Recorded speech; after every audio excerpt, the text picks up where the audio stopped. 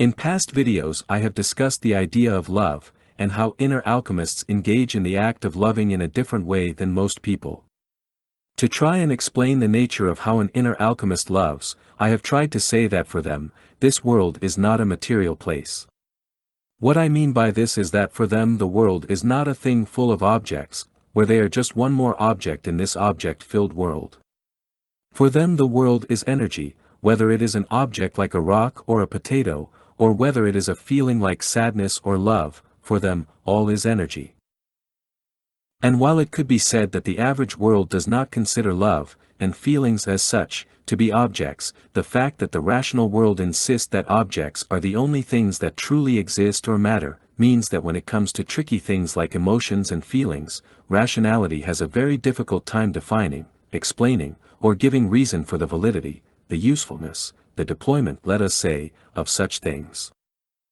As such, when discussing emotions, and even discussing love or how love is given and received, often such ethereal things, even though they are not objects in and of themselves, they can take on a kind of give-and-take connotation, where a certain thing is given, and another thing is expected in return, like a barter item in a consumer society. Inner alchemists do not believe in the love that demands something in return, in the love of the materialists. For them, as I described in great detail in the book, The Way of the Death Defier, the only thing that truly matters is freedom, less gravity, escaping this material cube world. So, for them the only love possible is a love I term, using older definitions and understandings, agape.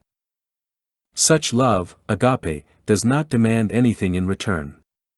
It is given freely and equally to all, and as such, some might wonder how it is possible to love all equally, none more than others, let us say, like a bland soup, and as such they imagine that such a love would mean a loss of identity, a loss of an individual's right to desire or love one person more than another.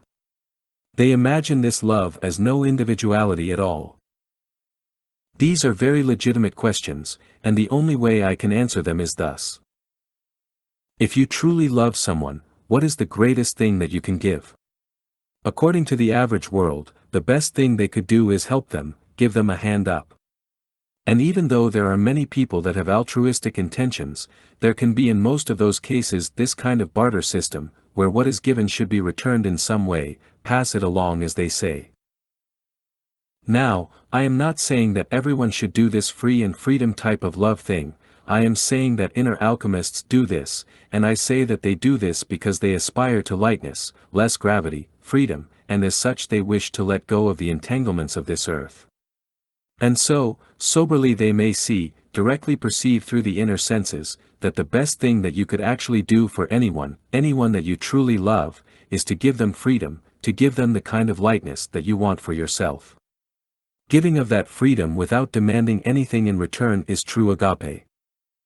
Certainly, the ability to desire, like the desire to love and be loved, is a good way to define individuality, but that does not mean that every desire is good.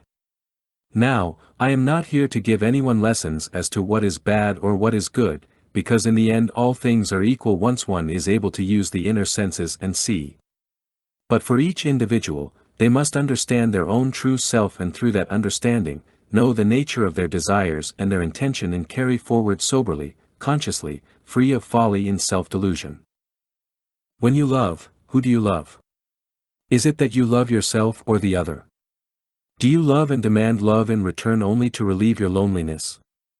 If you love the other and you can truly see that this is a school, this earth, then how much are you helping them by helping them?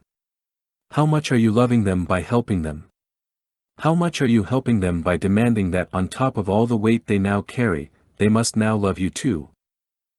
The inner alchemist chooses freedom, and when they love then they try to help, and being able to see the savage little garden for what it truly is, this earth, this school, then they give the only thing possible, freedom.